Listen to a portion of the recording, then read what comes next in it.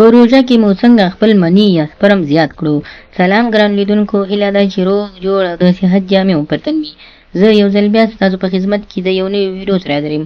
هیله ده چې د پام وړ مو ګرځېږي. تر هر څه دمخه باید یادونه وکړم، که زموږ چینل مو نه وي سبسکرایب کړی نو زموږ چینل سبسکرایب کړئ او په خوا کې ورسره د ګونګړي نشان ووهئ. مننه. په روژه کې څنګه کولی شو خپل مني یا سپرم زیات کړو؟ د هغو خلکو لپاره دغه ویډیو ده چې کوم خلک په دوه قسمه وي.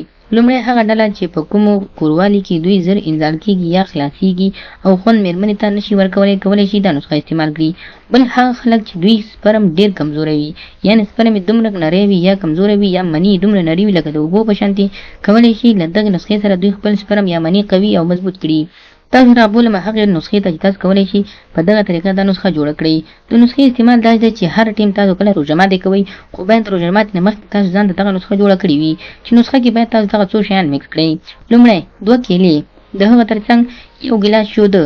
دا به تاسو لومړی کیله راواخلئ او شودو ته به ور واچوئ. د چاقو په واسطه به یې میده کړئ. کله مو چې دا میده کړه او شودو ته مو ور واچوله، له دې وروسته تاسو کولی شئ تاسو د هغه وروسته سپېغول راواخلئ.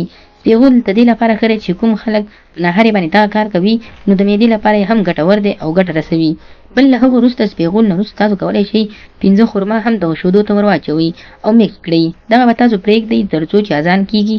د اذانونو تر ټیمه پورې به تاسو خوشي کړئ، یعنې که 1 ساعت مخکې جوړه کړئ نو ډېر به فایدهمند وي، او که چېرته 4 ساعته مخکې تاسو دغه کار کړی وي او جوړه کړې مو 4 ساعته بعد یې وخورئ نو دا بیا لا غوړه ده او لا غوړ دی. یعنې تر ټولو زیاته ښه طریقه یې دغه ده چې 4 ساعته باید پرې ووځي. یعنې په دغه نسخه باید تاسو 4 ساعته که چېرته پوره کړه، نن ماښام مو جوړه کړه او سبا ماښام مو وخوړه، خو په دې شرط چې باید یخ ځای کې ایښودل شوي یا یخچال فریج کې چې دې کې تاسو ایښودلي وي تر څو خرابه نه شي. 4 ساعته بعد تاسو په نهار وخورئ. دغه 28 ورځې چې پاتې وي که چېرته تاسو دغه استعمال کړئ نو تاسو به علت د دې په ګټه پوه شئ. په دې 28 ورځو کې تاسو یو ځل هم کوروالی ونه کړ نو تاسو به په خپله د دې په فایده په هغه ورځ پوه شئ. یعنې د اختر په شپه به تاسو په خپله پوه شئ چې څومره مست یاستئ او څومره قوي انرژي ستاسو بدن ته راغلې او مني مو څومره ټینګ شوي دي. نو خدای دې وکړي ملګرو چې زموږ د ویډیو څخه غلط مطلب وانخلئ. زموږ ویډیو لایک کړئ، شیر کړئ او زموږ چینل هم سبسکرایب کړئ. مننه.